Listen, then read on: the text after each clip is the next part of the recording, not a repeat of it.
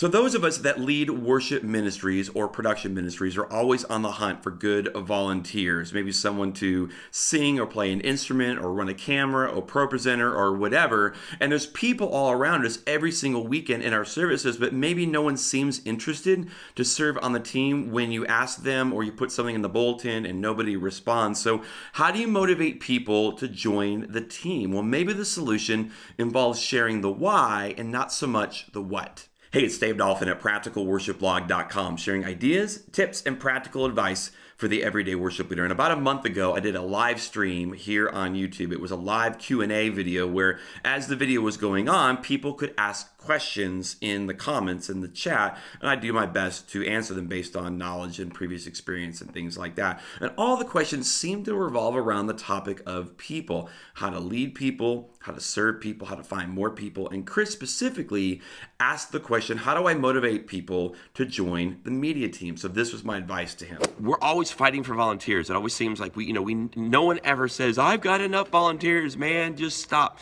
Maybe in worship ministry, that may be the case to some degree because there is a quote unquote glamour to what we do. I mean, if you ask someone, hey, I want you to dress up and sing and be in front of people, I mean, there is a glamour aspect to it. Now, check your heart, do it for the right reasons. I get all that. But compare that to like, hey, I need you to change diapers in the nursery.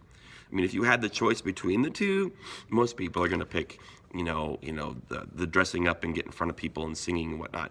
And I think media is kind of the same way, especially, media I'm assuming is going to be like running sound and lights and pro presenter. Pro presenter at its core, I literally need you to sit in front of a computer and press space bar. That's what I need you to do. But if you can really focus, and this is any ministry, this is kids ministry, this is student ministry, this is worship ministry. It's like if you can focus on the why and the what's in it for them, I think that's the win. So specifically with a production ministry or with a media ministry is like, when you're talking to people, don't say, hey, I need you to press spacebar on ProPresenter. I need you to run a computer.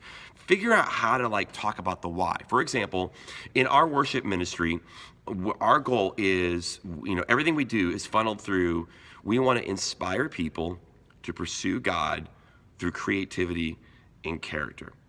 So everything flows through that. That's when we walk off the stage, that's how we analyze the win. Did we win at worship leading? Well, did we inspire people to pursue God through creativity and character? So, the life change doesn't happen because of us. That's because of God and the Holy Spirit moving in the room. But we are trying to set the table, so to speak.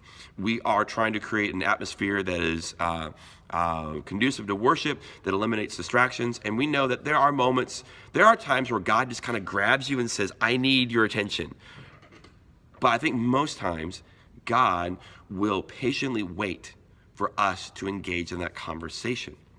And so how can we help people to let that guard down? Especially, you know how it is getting to church, and you probably just screamed at your kids 20 minutes ago, and you're not in any frame of mind to talk with the very one who created you. And so how can we do that? How can we inspire people to initiate that conversation, to pursue God? And how do we do that? We do that through creativity and character. Creativity being the arts. We're using music, we're using lights, we're using color, we're using sound, all these different things. And then the character part of it is that what we do off the stage matters just as much, if not more, than what we do on the stage. Our worship leaders are effective, not just because they're passionate about what they do on the stage for 20 minutes, but it's, when they see them on a Wednesday night, or they see them earlier in the day, or they help them move or whatever, that there's a relationship that goes beyond just that guy that sings really well. And so that is our mission statement. We inspire people to pursue God through creativity and character. So how does that play into ProPresenter? Well, okay, so there's two people that you're affecting. One, there's the people in the room. We've all been there, where the words didn't come up right, or the wrong slide, or whatever, and it's like it just kind of makes it a little bit clunky.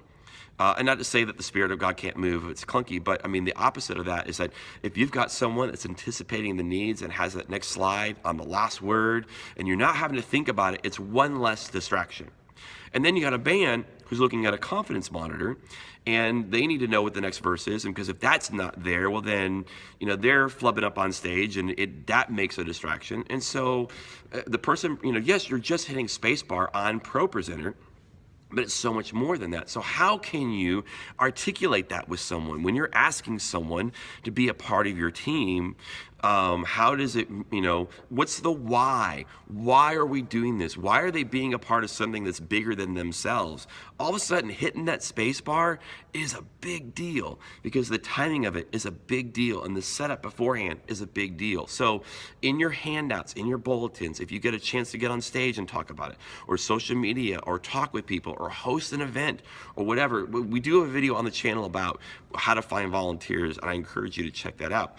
But if you can celebrate and talk about the why more than the what, I think that's where the motivation comes. People will get on board a why a whole lot more than they will a what, and that goes for any particular ministry. Well, here at Practical Worship, we love sharing ideas and tips and practical advice for the everyday worship leader with videos just like this one every single Tuesday. So if you haven't already, consider subscribing to the channel. That way you know when new videos are uploaded here at YouTube. We also have a small little ebook called 20 Things I Wish I Knew 20 Years Ago. It's the advice I've learned over the last 20 years of doing music ministry, and you can download it right now for free by going to practicalworshipblog.com.